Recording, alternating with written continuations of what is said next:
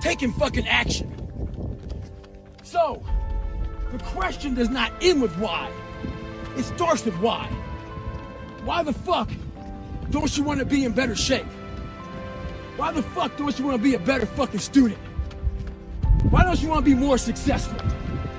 So this is something I can say, and your counselor can't because he might get fired.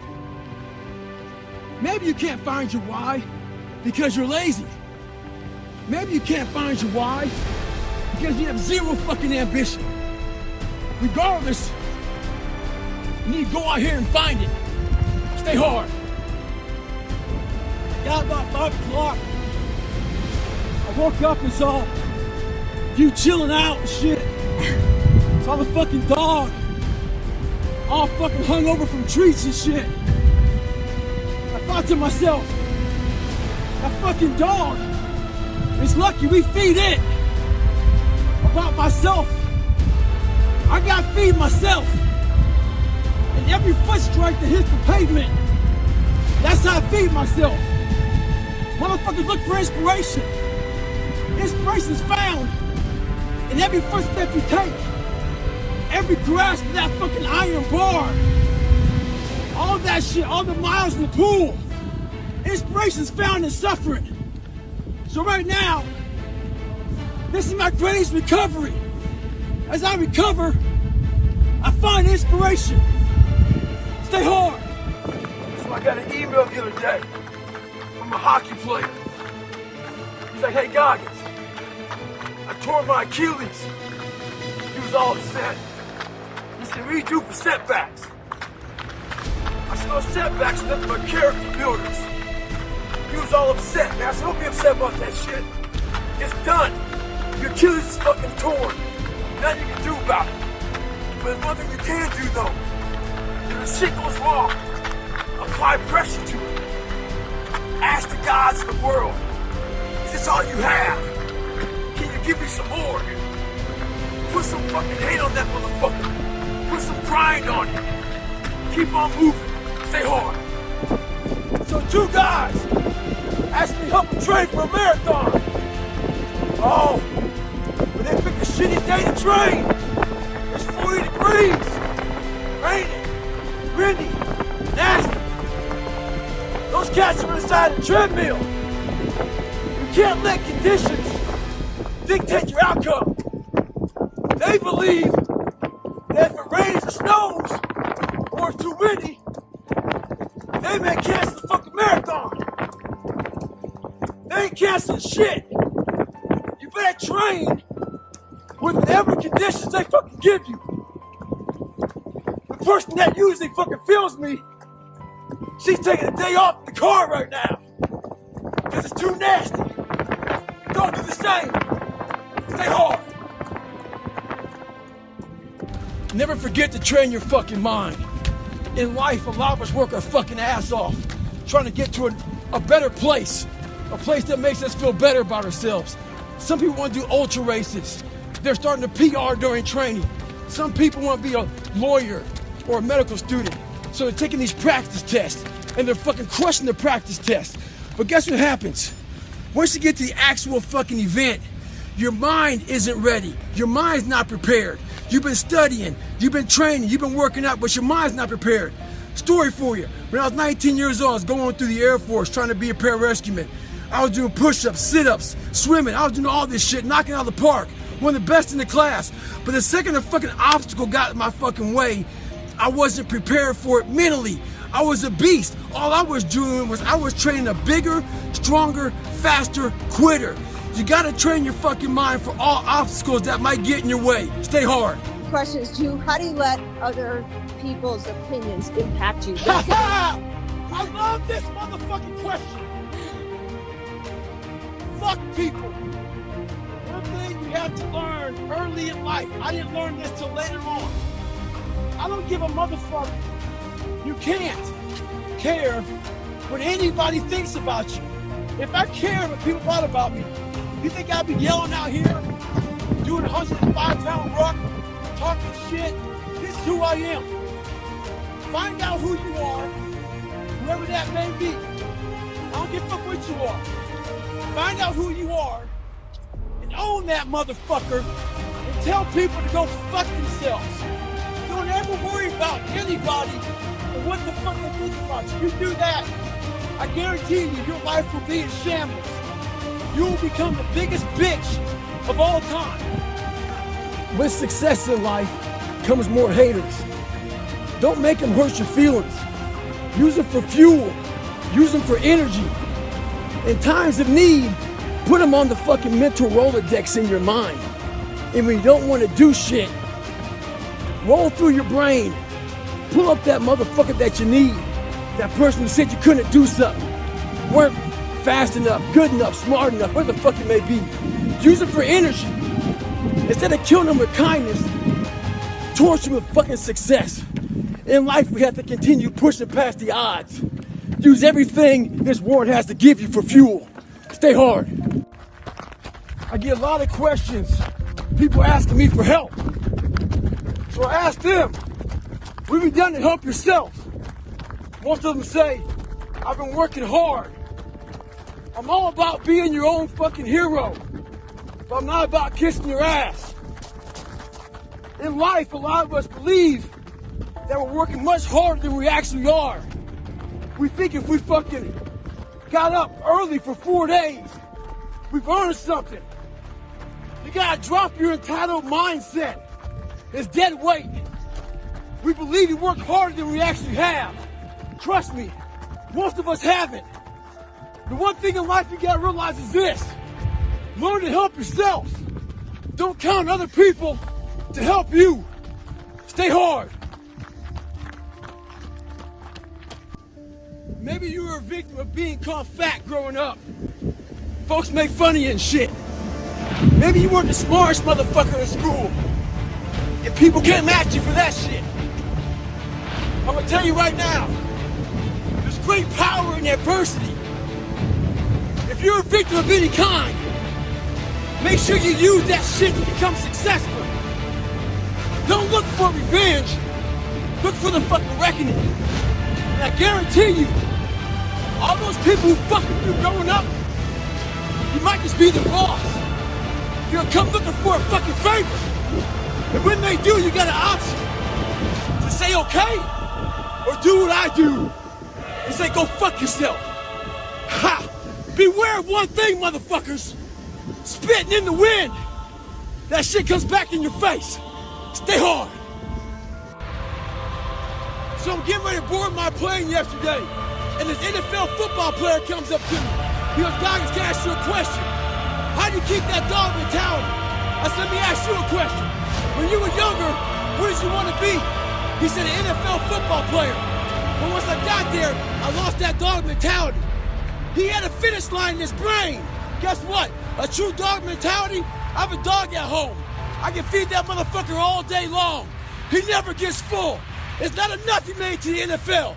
Be the fucking MVP. It's not enough you ran a 5K. Win a 10K. It's not enough you became a doctor. Be a better doctor. It's not enough you lost 50 pounds. Go out there and do something with it. Guess what? It's 109 out here, but guess what? It's not enough. Stay hard.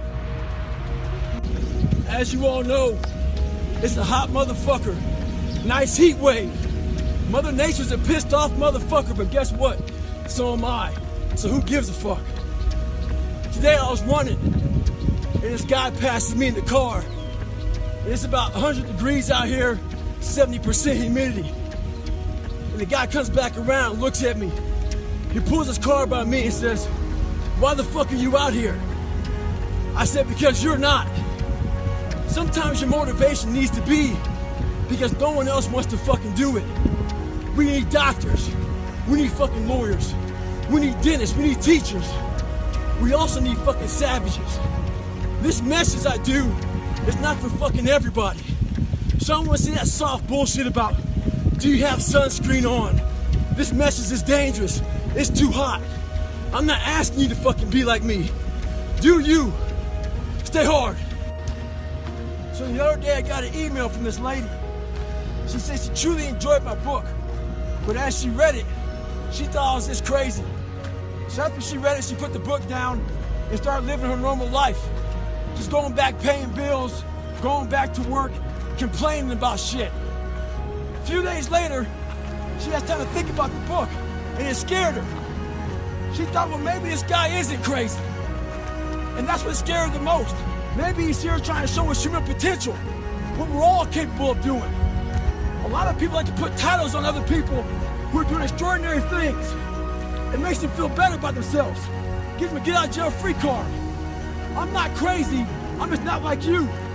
In sports, there's a thing out there called load management.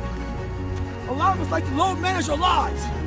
When you do that, you're gonna find yourself right at normal. Get off that, stay hard. So there's a lot of pockets of weakness nowadays. And we try to fill those pockets with lies. I did it for many years. So, I'm out here in Colorado for a conference. And I go to the gym and this trainer calls me over to talk to this group of people he's training. He says, hey man, what are you doing out here? So I tell him. He says, what kind of workouts are you doing? I said, well, one workout I'm doing is I'm climbing up this mountain, 3,000 feet, 3 miles. Because I do that every day. So the next day I'm out looking for him. Didn't see him. A couple days later, looking for him. Didn't see him. So here I am on the mountain again, climbing it. And there's a gondola that takes you up, takes you down. I'm going up it. I see a gondola. I'm about 5 minutes from the top. I look up at the gondola. I see him, face pressed up against the window, looking at me, our eyes meet. It's called the look. When you take a motherfucker's soul. Don't talk about it. Be about it. Practice what you preach. Stay hard. When I was in Ranger School, my squad got spot checked. The Ranger instructor was looking for 3 items. One of my guys didn't have the items, so the whole squad got smoked. The RI was sitting there smoking us. And the more he smoked us, the more my squad looked around looking for someone to motivate him. The Ranger instructor shouted out, I'm gonna bury you motherfuckers. So I saw that my squad needed some extra motivation. So I said, ain't no grave that can hold us down, motherfucker. Ain't no grave that can hold us down. Right now in life, your family's looking for that one guy right now. You're looking for that one guy who's strong, who's that pillar for the family in hard times. Make sure they look around and find you. These are the times right now for you to step up. Be that guy that can take anything. Stay hard. What statement are you making? The psychology of savagery. I wasn't the best runner, but what I did was I found the worst schedules out of my competition, and I made sure they saw me running day and night. I tried to get in their fucking heads. I got a video the other day of this UFC fighter Ferguson. This motherfucker weighs in, and the UFC is fucking cancer. He wasn't just weighing in. He was getting the fucking head of his opponents. What he did was this. He wanted you to remember his fucking hands and elbows slice you the fuck up. Remember this. Stay hard at all times. Savagery. There's a distinct difference between a champion and someone who's just good. Let's use boxing for instance. 12-round championship bout. At the 11th round, they both go to the corners. Someone that's good sits there and thinks to himself, I fucking have given everything I have. Hopefully, I can get through the 12th round. A champion, he sits in that corner while all of his people are talking to him. He ain't hear shit. All he's thinking about is, I have to find what I haven't given. It's that mentality that truly separates the champions from the motherfuckers who are just good. Stay hard. To all you computer warriors, trolls, haters, I read your fucking messages on those videos I put up with me on my crutches, me getting my knees drained. You were happy I was fucking injured. You're also happy because you thought I'd never run again. All that, see, I told you. Tagging your friends shit. Bitch, you don't fucking know me. You see a 1-minute fucking video about me. You don't know how hard I train, how I live, the fucking dedication I put into my fucking life. So why do you troll? Maybe you're some fat motherfucker at home, lazy, with no discipline or dedication. Maybe you're jealous. Who knows? But guarantee this, I'll be back better than ever. Ha ha! Fuck you. Stay hard. So I get an email from Bill. Bill's a 30-year-old who used to be real motivated. And somehow he lost his motivation. He wants to know how he can get it back. Well, Bill, you suffer from what a lot of guys suffer from nowadays. It's called chestnut syndrome. As a boy, your fucking nuts fall. But what happens in life is that we think they stay down there. If you don't handle self-doubt, insecurities, fucking imperfections, jealousy, all these fucking things, allow people to bully you, fuck you around, your nuts start to retract back up. Insecurities end up here, self-doubt, all this shit, before you know it, in your fucking chest. You end up with chestnut syndrome. How you fix chestnut syndrome is you gotta man the fuck up. Hit your fucking chest, send a signal to your fucking mind that you're gonna man the fuck up. And then they fall back in your fucking sack. Once they fall back in your sack, you sack it the fuck up. Stay hard. So this morning my girl gets up and she uses the toothpaste. She throws it out. I go in the bathroom and use the toothpaste. Ask her where it's at. She says it's a trash can. I go in there and get it. Flatten it out. Start rolling it up real tight. Show her, you got another week of fucking toothpaste in this motherfucker. I don't waste shit. The bread, I use the heels. With the peanut butter, I cut that motherfucker and get all that shit out. Someone asked me one time, what's your biggest fear? My biggest fear was fucking dying that 300-pound man. Never knowing I could be who I am today. A lot of us are wasteful, but we're wasteful of who we are in life. It's important to drain that motherfucker. Pull that toothpaste out and get all you can out of yourself. Stay hard. So the other day, me and my girl watched this animal show. And this fawn was being born out in the wild. The fawn came out, my girl said, oh, look at that, it looks like Bambi. I was like, that motherfucker's fucked. This thing's gonna be hunted. It looked all exposed and fragile. It made me think about myself growing up. The only thing different about that fawn and me is that fawn couldn't hide. And I thought I could. I struggled in class, so I picked a far back desk to sit in, hoping I never get caught on. I got exposed. When I was in the military, I was afraid of the water. I got exposed in that. A lot of us are trying to find that back seat in the classroom of life, hoping we never get called on. Trust me, you will get called on. Your fears will always find you. You'll know where you're hiding. Stay hard. So I'm about 15 miles from home, and I often talk about taking souls. This morning, this person, I usually train alone. This person wanted to run with me. And I said, fine, we'll run 15. This morning comes, there's storms coming in this way, and the person calls and said, hey, why don't we do it tomorrow? Taking souls is when I told the motherfucker, I'm gonna run 15 today, and I'll run with you again tomorrow. That's what taking souls is about. Don't worry about the elements and what's going on. You gotta get out there and get it. And that's taking souls, and obviously, he wasn't the only one that thought about taking the day off, because the storm is coming in right now, and there's not a soul out here but me. So I've been grinding lately.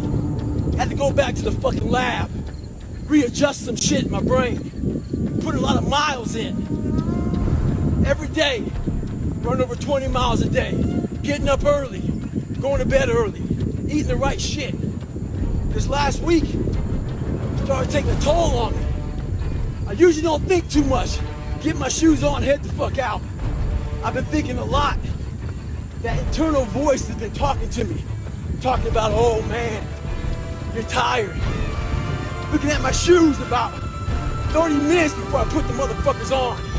Pushing back the time that I go out to go run. So I decided to tape record myself. That internal voice I put on tape.